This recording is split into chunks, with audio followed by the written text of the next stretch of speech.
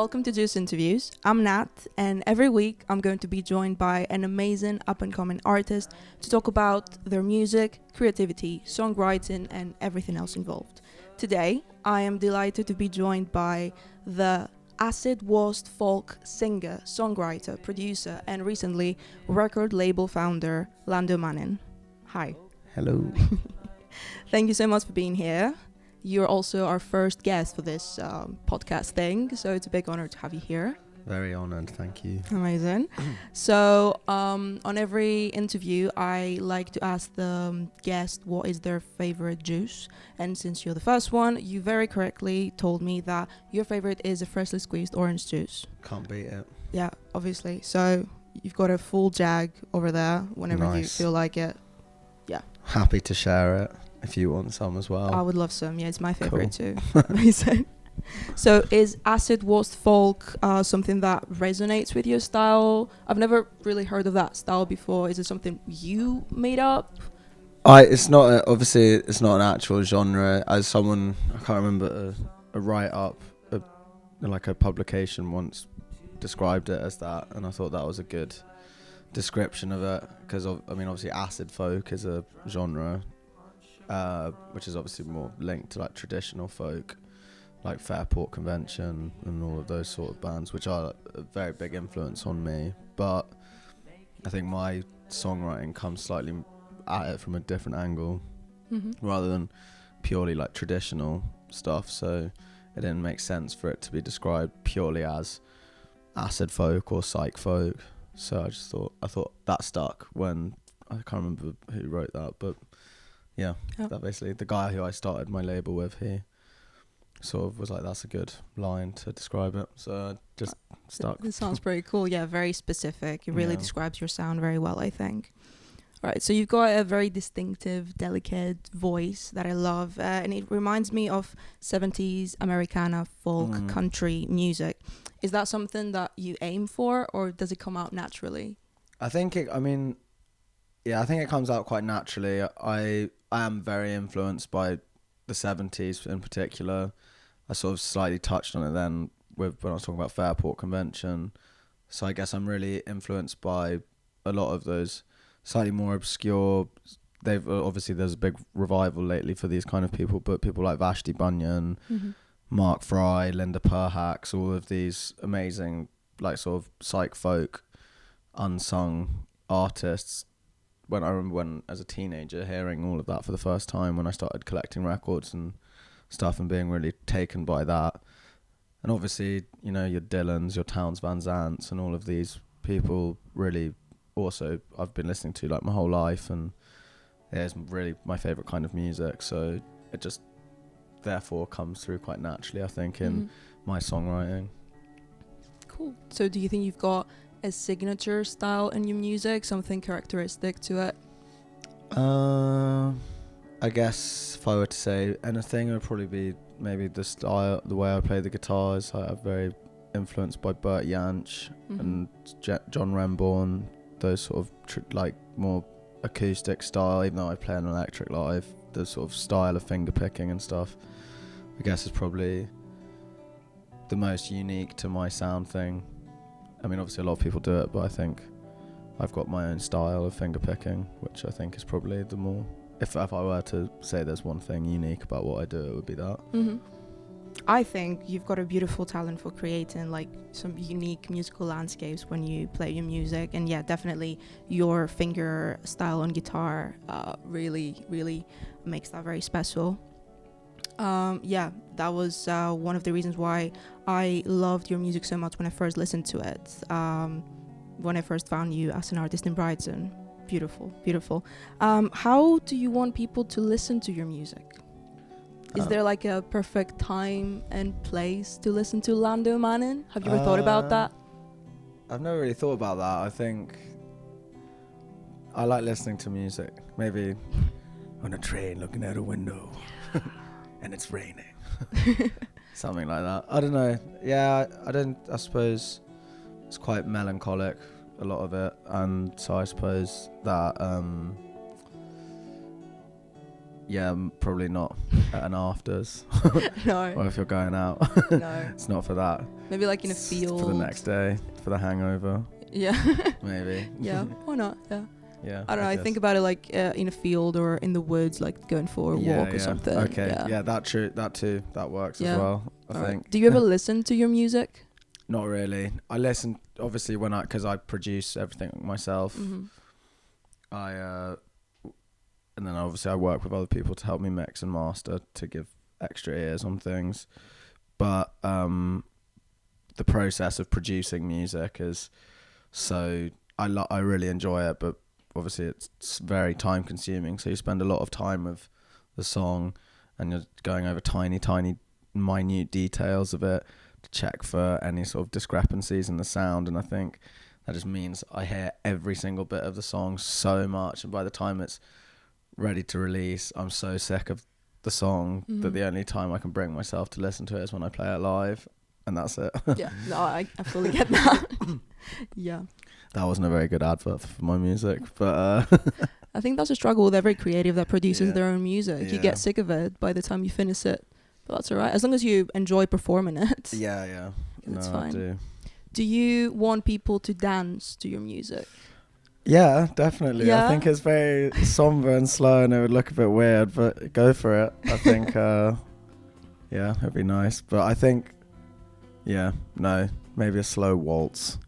Yeah, that'd be appropriate. I don't think, no one's going to be skanking to it anytime soon. I don't Going think. hard.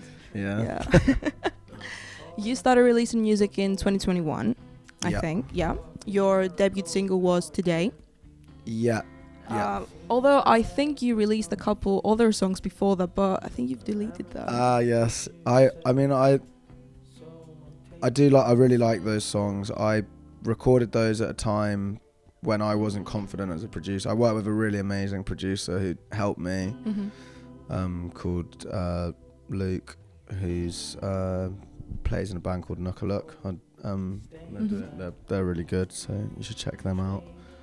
But he, I didn't really understand the nuances of producing at that point. So when I listened back to them, I wasn't really happy with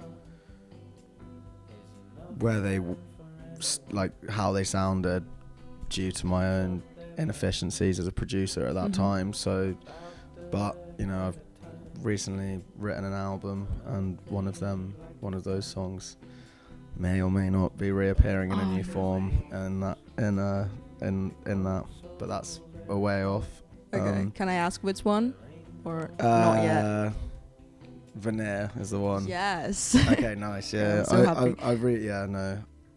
That song, the original version of that as well, is quite special to me because my dad recorded violin on that. My dad's also a musician, and amazing violin player. So I'm gonna try and twist his arm and get him to do it again, but who knows? That sounds amazing.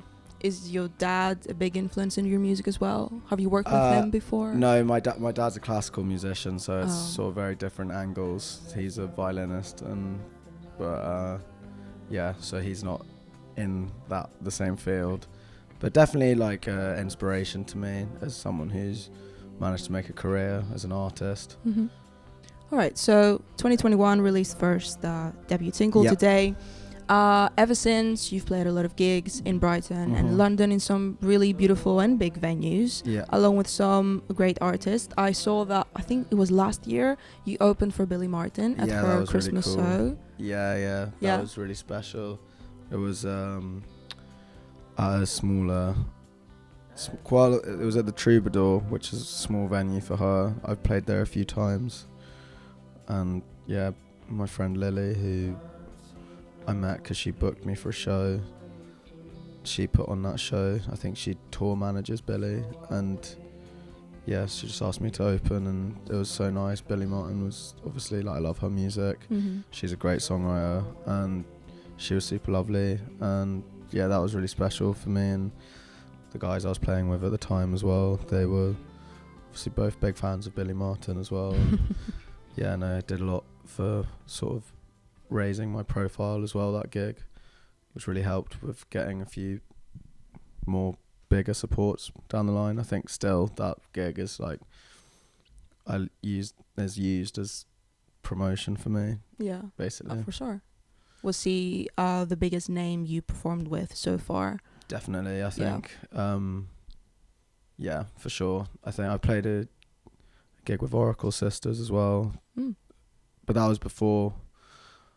And then Jasmine Jethwa, who's someone who's on the rise, who I think off the back of the Billy Martin gig, I supported a couple of her shows at St Pancras Old Church, which was a really amazing experience. Mainly because that's actually a venue that my dad has performed in a long time ago, so that was quite special. And then obviously she sort of blew up last year, so she then asked me to support open for her at O'Meara, which was crazy as well. O'Meara, wow. You know, that's great. First and last time in that venue, probably. I don't know if I'll ever play somewhere that big again. Well, you never know, man. I'm gonna get some juice. Please, I'll have some. Yeah.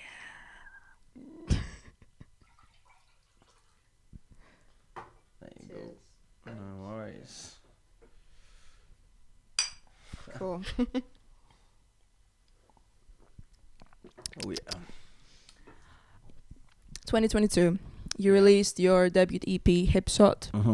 Went really well.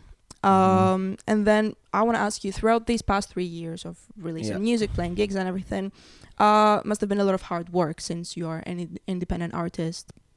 And yeah, can you think of a moment that felt very special to you during that time? Something that stuck with you? When I was releasing Hip Shot? Yeah, from 2021 until now. Until now, I think I don't really think about, what I'm doing too much, but I think I'm sort of getting to a point where I have a lot of the majority of the audience at my shows are people I don't know. I think just realizing little things like that is, that's crazy to me. Like the other day we played a gig in somewhere in the Cavendish Arms, and someone had come down from Leamington Spa to watch us play, and so that was pretty special. That I think the O'Meara show with Jasmine Jethwa, that really felt like, oh, okay, something's going in the right direction for me to be playing in this venue. But yeah, no, I try not to think about it too much, just because I think I try not to get carried away with self-reflection, just because I think it detracts from what I'm trying to create. But then obviously there are times where I need to give myself credit for what I've been doing, which I'm still got a ways to go, but all right, trying to make very, it sustainably. very humble response there. All right. One of your latest releases, Sugar in the Sun. I love it. It's so sweet and warm, and it has an old sound to it. I don't know if you did that on purpose. It's a testament to your growth as a musician and producer. And it came out, you came up with it, during a trip in Central America. That was when you went to Mexico? Yep. All right. Tell me more about it. How did you think of that song? What was the idea behind it? Well, to put that song in context, sort of as in, I'll talk about Hip Shot, the first EP, a bit. I was trying really hard I actually look back on that, and there are things I would have done differently with that EP. I was really trying to make it sound like something that wasn't natural to my songwriting generally. I worked with my good friend Miles D, who's a great producer. He really helped me with that. But I felt that looking back on that EP, I wasn't very happy with those songs. So when I'd written, when I came around to writing the next lot of songs, I wanted them to feel like they were coming very naturally from me. That song is, the whole EP, the new EP is it's a lot more melancholic than the previous one. And it's sort of about, while I was living in Brighton, I went through quite a tough time with my mental health.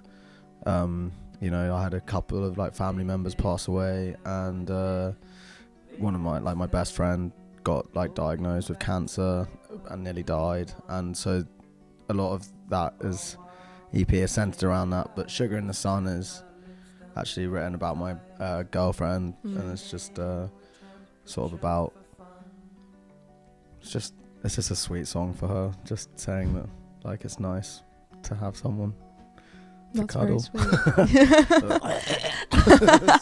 So she's been searching for sugar in the sun. Yeah. That's by your girlfriend. That's so sweet. Yeah. So lovely. I also love the visuals you did for Sugar in the Sun. I mean, you didn't do them. You worked with a visual artist, Anna Perbrick, right? Lily Perbrick. Lily Perbrick, sorry. Yeah. They're beautiful. I love the collage and stop motion things you did there. How did you guys meet, and have you worked on any projects before?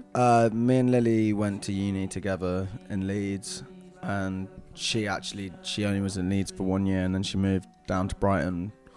So she was one of my friends was there, which was sort of why I moved down there, was to be with all of that lot. And she's just an incredible artist, and so she's done all of my art from the start.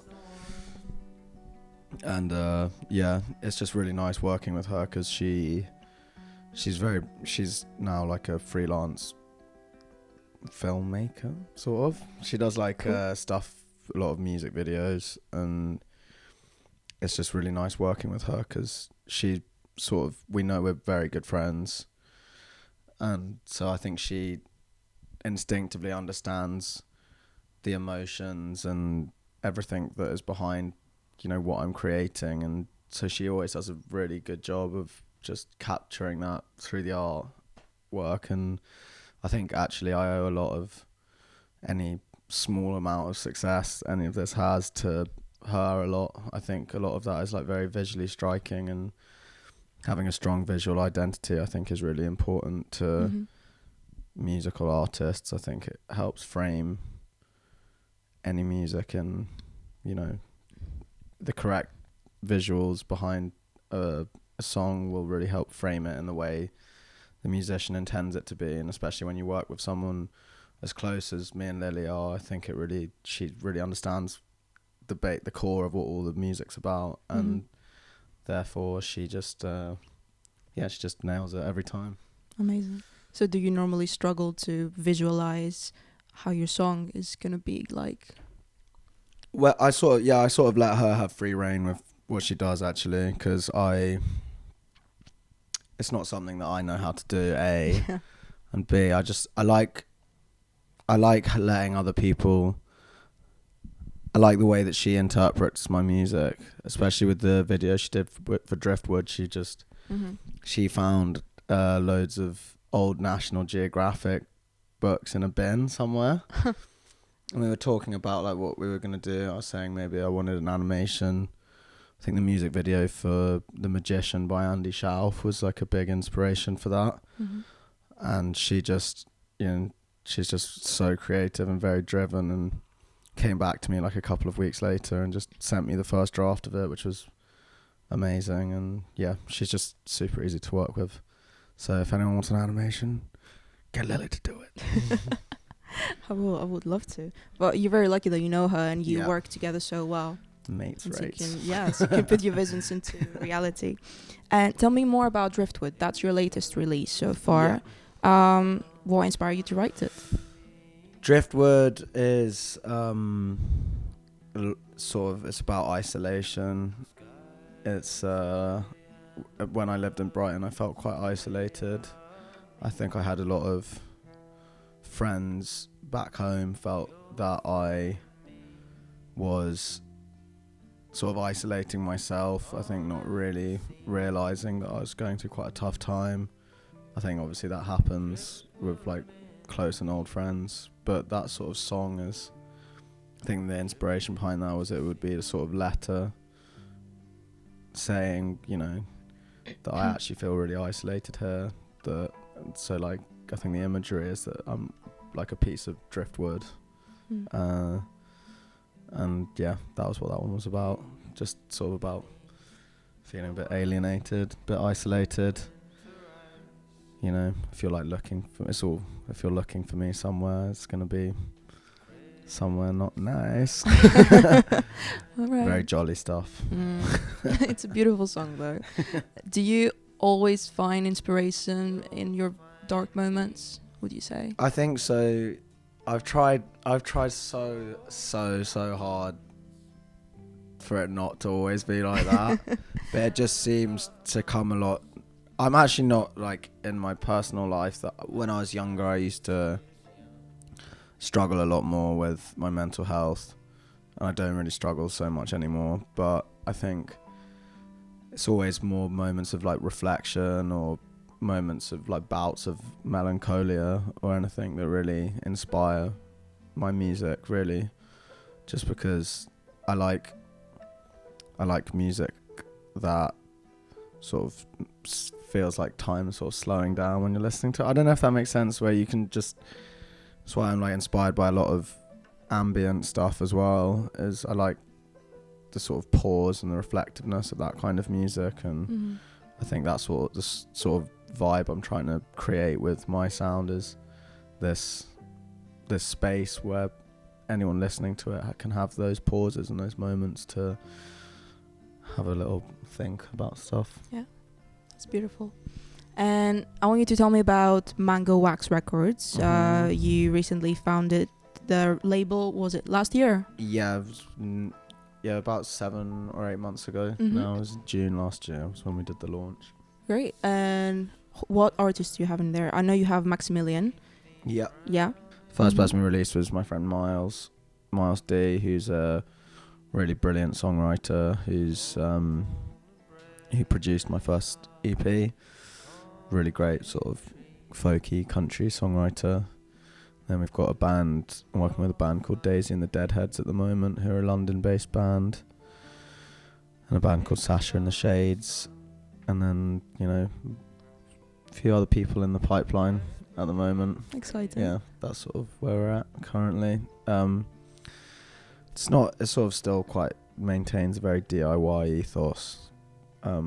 So I sort of just wanted to create a bit of a space for more songwriter orientated music, because I think naturally in the sort of more underground scenes of live music these days there's been such a tendency towards like post-punk and, you know, garage and psych and all of this stuff, which obviously, like, especially, I mean, like, obviously there's such a space for all of that, but especially in reference to sort of the big post-punk boom, like, I just was so sick of every single bill having a post-punk band on it. Like, I was just like, I can't deal with this.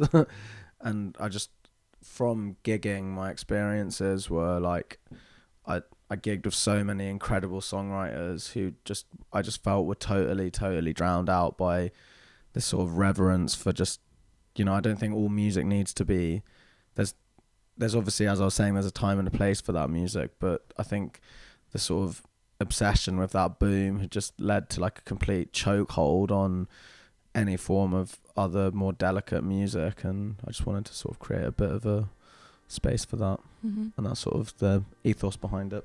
Yeah, no, I completely agree with that. I think there's a big boom of post-punk music at the moment, or like soft indie rock. Yeah, totally. Bit of pop in there, and it all sounds quite repetitive, bit of like all the same stuff. And there's no much space given to folk music. Yeah, no. But it's, I think also folk music, people are sort of listening a bit more than they were like 5 minutes ago. You've got some really good up-and-comers at the moment, like Oscar Brown, I think, is really great.